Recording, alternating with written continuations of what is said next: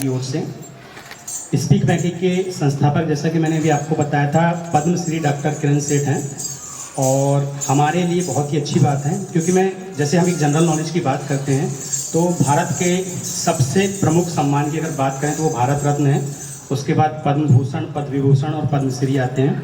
अगर हम भारत में गिने चुने नाम देखें कि कितने व्यक्तियों को पद्मश्री दी है, तो हम उन्हें जनरली उंगली में गिन सकते हैं, क्योंकि वर्तमान में 141 करोड़ की जनसंख्या हमारे भारत की हो चुकी है। इन 141 करोड़ में बहुत ही कम जिन्हें पद्मश्री से सम्मानित किया गया है। क्या कभी ऐसा हो सकता है कि आज हमारे बीच में जो बैठे हुए हैं इसमें से किसी को भारत रत्न दिया जाए, पद्मश्री दिया जाए, पद्म विभूषण दिया जाए? ऐसा अगर किसी संस्था के स्टूडेंट के साथ हो तो उस संस्था का कितना गौरव होगा। आपको शायद, मेरे लिए गौरव की बात है, मैं वो भी बताना चाहूँगा। अभी कुछ समय पहले हमारे भारत में एक नोबेल प्राइज़ दिया गया है शांति का।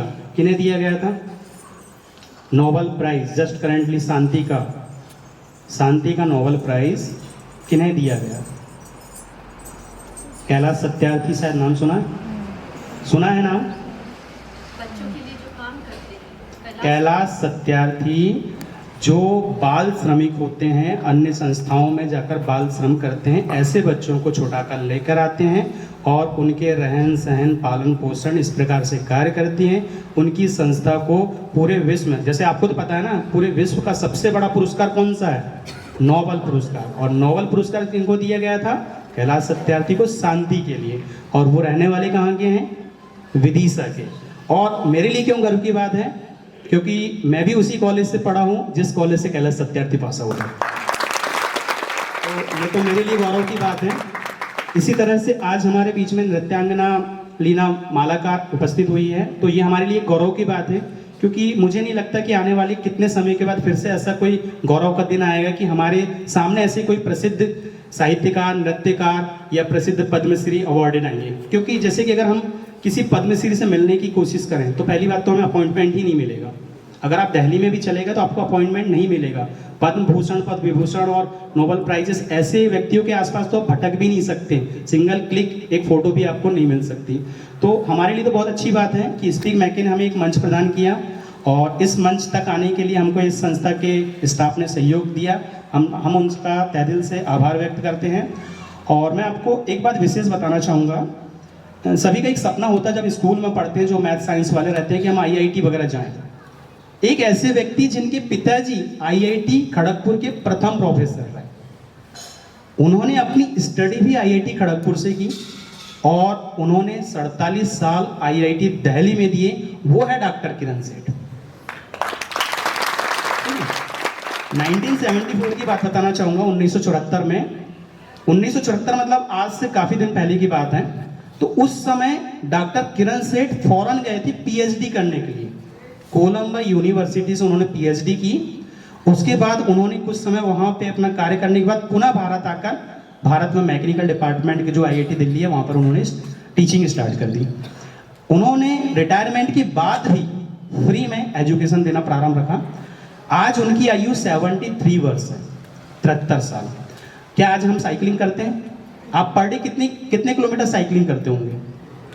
नहीं करते। उन्होंने साइकिलिंग स्टार्ट की है 15 अगस्त 2022 को जम्मू कश्मीर से। साइकिल से निकले हैं, 3 जोड़ी कपड़े हैं उनके पास, एक 250 रुपए का बैग है उनके पास, 7000 की साइकिल है, और उसी से वो निकल गए कहाँ से? जम्मू कश्मीर से। 2 अक्टूबर 2022 को कहाँ पहुंचे? दिल्ली। 2 अक्टूबर 2022 को दिल्ली। और उसके माध्यम से आगे बढ़ते गए। और हमारे पांडुनाम किस दिन आए थे?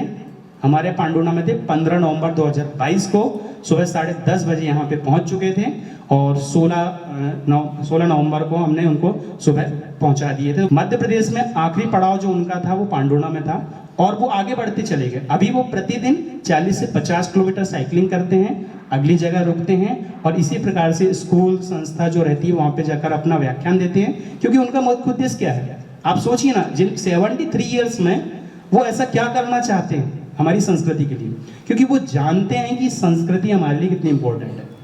आने वाले भविष्य में इसको बचाए रखना इतना संभव नहीं है।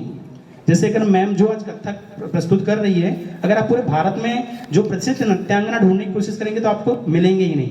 पांडुना में तो मिलेंगे नहीं, थोड़ा बहुत जानकार होंगे जो टीवी से देखे होंगे, थोड़ा बहुत सीखे तो उतना तो मिल ही जाएगा, लेकिन सीखना हमारे लिए एक कला होती है।